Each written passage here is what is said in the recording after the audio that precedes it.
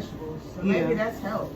Yeah, I definitely agree that helps because, like, again, you'll notice, you'll see, obviously, it's a big difference, and like, you don't have that many flare-ups. I know for me, mine can be like too much processed food, like sugars and stuff like that. And another one of mine is dairy. Oh, dairy is my dairy is my trigger. So if it's a week I don't have that much dairy, I don't get as much flaking because I shampoo once a week. Okay. And so I remember one time I was able to go like 10 days and it wasn't really flaking, and it was mainly because of my diet. Okay. Yeah, I'll do that. Make my own journal. So y'all got to listen in on me and my client's conversation. With this client, she does have some issues with her scalp flaring up, and I was just expressing to her how important your diet is, and you have to know what's triggering your scalp flaking up. I was telling her, as far as me, I know dairy and a lot of processed foods causes my scalp to flare up more often. So I was telling my client to keep a food diary and just kind of like keep track of like when did she start noticing her hair flakes up more, because sometimes it can be the foods that we eat. So if you're noticing like, man, I just shampooed my hair, why am I seeing flaking? Pay attention to your diet. Your diet plays such a big part of your scalp and your hair care. And with this client, she does bring her own shampoo that was recommended by a dermatologist. I will show the bottle here in a minute. But anytime my clients come with shampoos recommended by a dermatologist, I always use those shampoos first, and then I follow up with a moisturizing shampoo, because sometimes the shampoos that the dermatologist recommend does seem a little bit drying to natural hair. That's the shampoo. I think it's Nazarol. And then I just followed up with my Honey Mimosa shampoo and conditioner, which is a moisturizing one. It will really just put the moisture back in the hair. I know I've had some clients who went to dermatologists and they're like, no, Lisa, I didn't want to bring the shampoo because it dried my hair out. And I always tell them, I always encourage them to bring the shampoo to your hair appointment. If you have a recommended shampoo by a dermatologist or whoever, because you might have scalp issues, it's so important that you bring this shampoo to your hair appointment. I do not mind using it, and if anything, I want you to leave out with the best results for your scalp, because some of the shampoos that I'm using could be irritating, and so it's always best to use those shampoos first, and then I'll follow up with a moisturizing one. And me doing this, I have seen a huge difference in my client's scalp and in their hair, for those who have, been diagnosed with certain type of scalp issues. So just like any other shampoo, I'm rubbing it in my hands first and just applying it all over her hair. And most of the time with some of these shampoos, it's recommended by the dermatologist, they do want it to sit a little while. I am going to speed this video up, but after I massage the shampoo in her hair, I am going to let it, sit just so it can have time to work and lift up everything that's on her scalp. And then I rinse it out. So now here I am finishing up her shampoo process. I did a quick flash, but that was me using the Honey Mimosa shampoo. She did not have any kind of weird reaction to it. And so now I am going in and applying her conditioning for her conditioning treatment. So right here, I'm just detangling her hair thoroughly. And I'm just going to section out the way. And she set up on the steamer for about 10 to 12 minutes. And then we're going to rinse out with cool water. Right here, you'll see me applying the Honey Almond leave-in conditioner. I love to apply my leave-in conditioners right there at the bowl. This to lock in all that good moisture. So if you're someone who deals with like dry hair, have that leave-in conditioner right there and be ready to lock in all that moisture right there. You definitely can seal it with like a oil or something. So I was just showing her the leave-in conditioner I was using is the Honey Almond leave-in. So this was my client's birthday today. Yeah, I'm always so excited when clients come and spend their birthday with me for the day. So we actually going to do a curl definition service. So I'm going to just walk y'all through doing curl definition service for those who have really, really tight coily hair. As you can see, this client has very tight coils, and I'm going to show you the process on what I do to get her curls to pop. Now I'm prepping her hair for her wash and go. I normally call this the curl definition service because that's basically what we're doing. There's nothing that's wash and go with this. So yeah, I just want to put that out there. But I detangled her hair and did it in sections first, just so it can make it easier to work with. And plus, when I do it in sections and do it in bantu knots, it holds the moisture in. And this is what I want to say: if you have really tight curls like my client here, you want to make sure the hair is wet. You want to make sure it has some moisture on it, it's not dry. As you see, I do have my spray bottle here where I can mist her hair, so it won't be, so dry. So the first product that I'm applying to her hair and working through is the 808 base gel. I'm not sure if I'm going to show this in the video or not, but that's what I'm putting on first. And then I'm pairing it with my with my Marie's Legacy styling foam. And so right here, I was using the unbrush to detangle it through. But you'll see me switch. I end up using my tangle teaser because I feel like that helps the curls pop more. And for some of the curls, I will just kind of give them a finger coil just to kind of help them pop a little bit. As you can see, even from me pulling the hair down, you can kind of see her curls are just already there. But this is just to help them pop a little bit more, just so she can have a little bit more longevity with the style. So it's different techniques that you can use when it comes to defining your curls.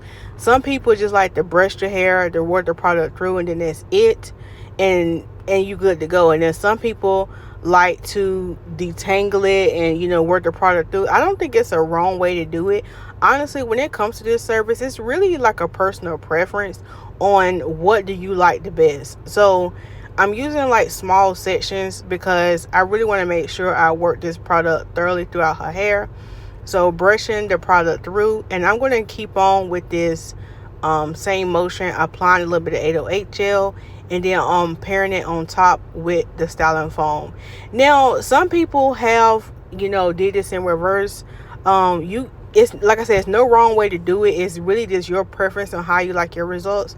I've definitely tried this technique both ways. And what I mean by both ways, I have tried applying the foam first and then the gel, and the results still look good. Sometimes it's just a personal preference, and then sometimes, depending on the client's like hair type or their hair, sometimes it works better to do the foam and then the gel. I used to always just do the foam first and then the gel, but lately I've switched it up and I've did the gel first and then the foam. The gel just help with the definition. I think the foam helps with giving it that body and that shine. And I didn't mention this, or y'all didn't see me, but I did add the a leave-in conditioner. Well, I did say that I added a leave-in conditioner beforehand.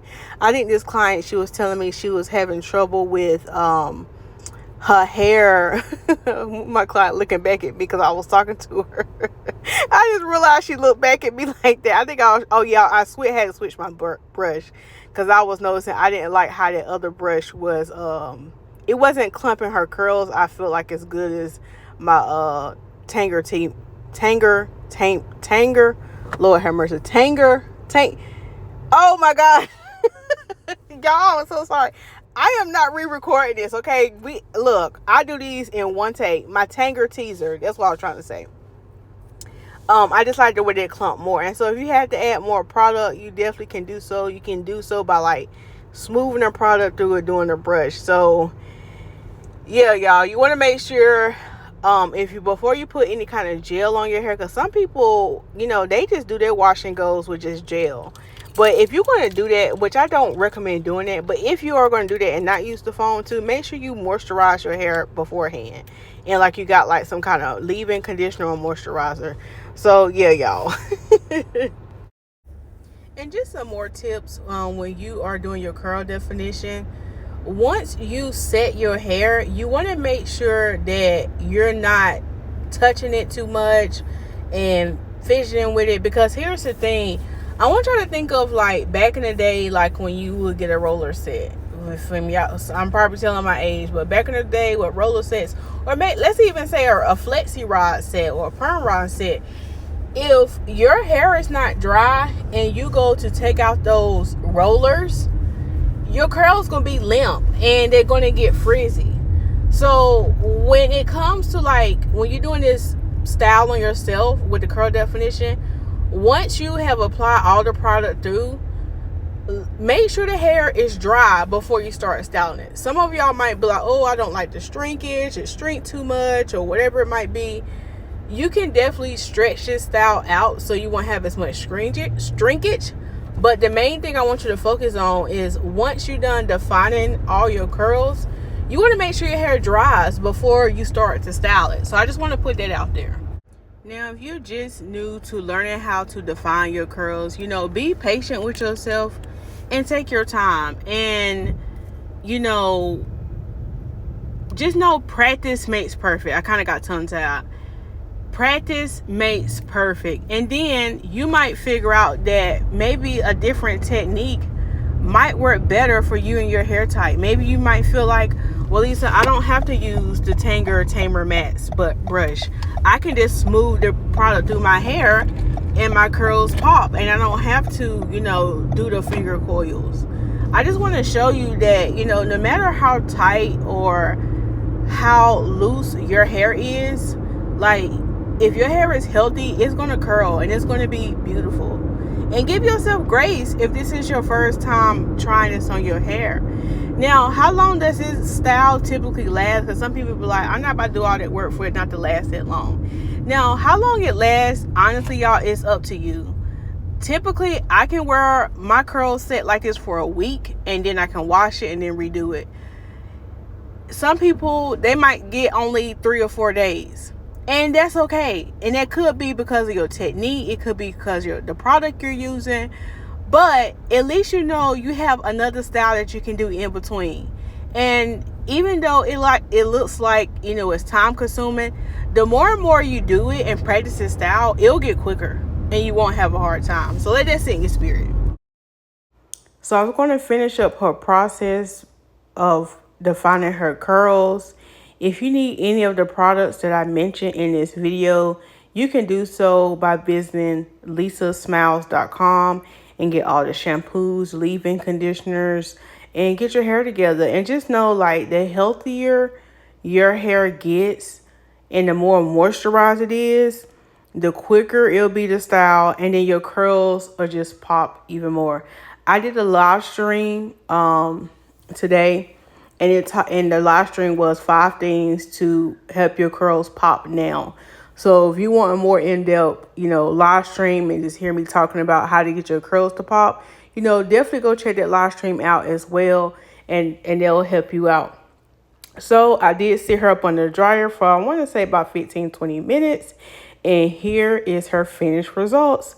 Beautiful, gorgeous tresses. And look, don't compare your hair to nobody else's.